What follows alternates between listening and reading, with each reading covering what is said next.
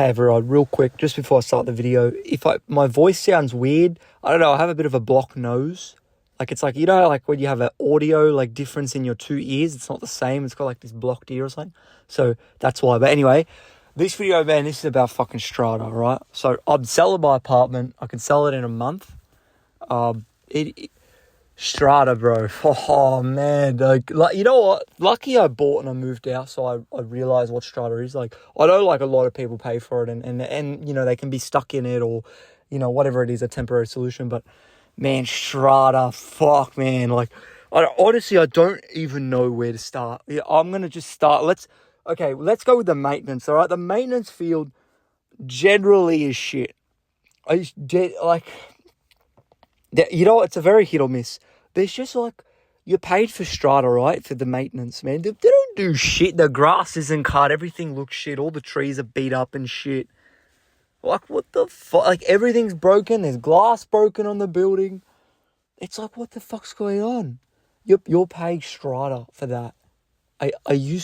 and when you have inspections, right, you need to fix like some power cord or some fire thing you have to do, or I don't know, some building maintenance or something. If you have to replace the doors for fire, right? You have to pay for other people's doors. That is so fucking retarded. I don't care that you live in the same building. If I'm not getting my door replaced, nor the seals or whatever for the inspection, right?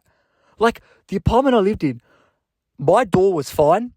My thing was fine. Everything was fine with it. But instead, I'm paying for the guys in the building who needed the door redone. Me, I'm paying. Everyone else is paying for them. Why the fuck are we... What? That pisses me off. Like, I don't mind, like, you know, you're going to replace a door. It's safer for fire, no problem. But, why the fuck am I paying for someone else's door? Like, that... surely they can split it. It's, oh, man, like, fuck. And... Don't even get me started on the fucking, like, the Strata support, or, like, you need to contact them for something. They don't do shit. None of them. All the call, okay, I'm not sure exactly how the call center or how it works, but you get through to, like, the receptionist or whoever, and they don't care, they don't do shit, and they don't pass the message on to the actual guy who manages your building. So it's just like, what's the point? And then when you get on to the guy who manages the building, he doesn't give a fuck at all. He doesn't, email with this, no response, no callback. It's like, fuck you, honestly.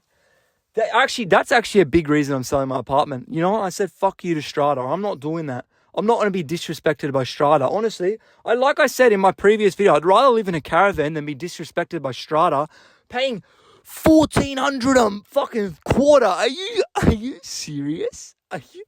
I didn't realize how that's like retarded. That's retarded.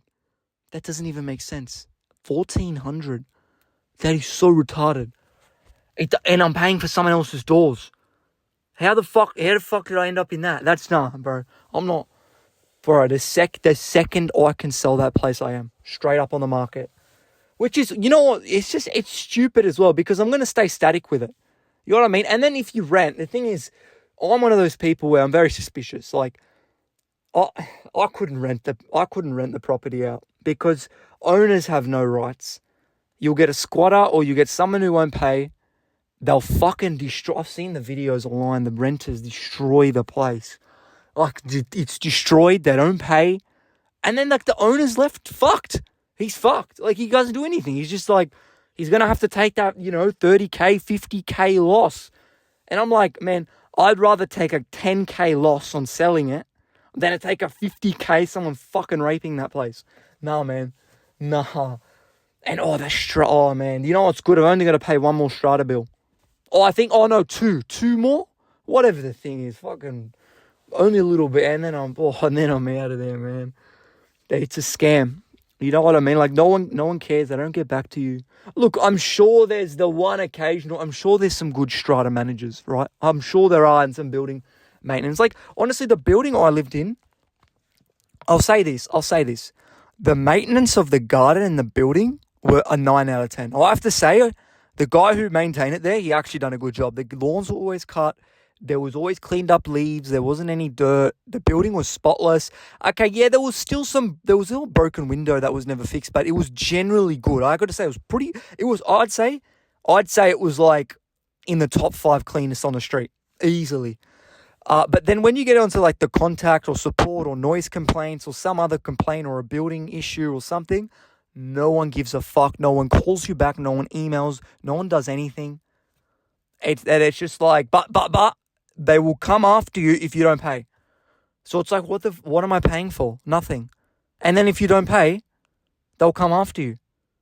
Oh, and guess what? They'll charge you 10% on it. Oh, and they'll take you to court. What? Wow, what a fucked up, unfair, rigged bullshit. That's like, oh my. It's honestly, now I've never lived in a freestanding, no, I have. I've lived in, when I say I have lived, I've never owned a freestanding house. So I've never been in charge of the bills of a freestanding. I'm wondering, is it actually cheaper in aspects? I actually think the rates are cheaper of a house. Okay, you have land tax or something, but I don't know, I could be wrong, but I think it's actually cheaper. Because you don't have strata. You don't have to do anything you don't want to do, like a fucking fire door or something. You know, but let's say electricity and heating and cooling will be more expensive. Bigger already. Even if the house is small, it'll be more expensive. But if you don't include that, if you just include the bills, I actually think, I think it might be actually, because apartments are supposed to be cheap, you know, for a single person, cheap. You could save some money, move somewhere else. You can't. It's actually so expensive. You lose money living there. Like, the strata bills they fuck you up. You can't. That's full retarded. I don't even know what, anyway, I can't wait. I could sell that in April. It's a good learning experience, you know. I don't know what else I'll do, you know. I might just stay local with my parents. I might just live at my parents' house until they kick me out, or until I'm good. I don't know. Because it fucked up my plan. That was my plan, and then I realized there's no way I'm living in this apartment. You know what? The first 3 months was like, fuck yeah, I bought it, and then after that, I was like, this is shit.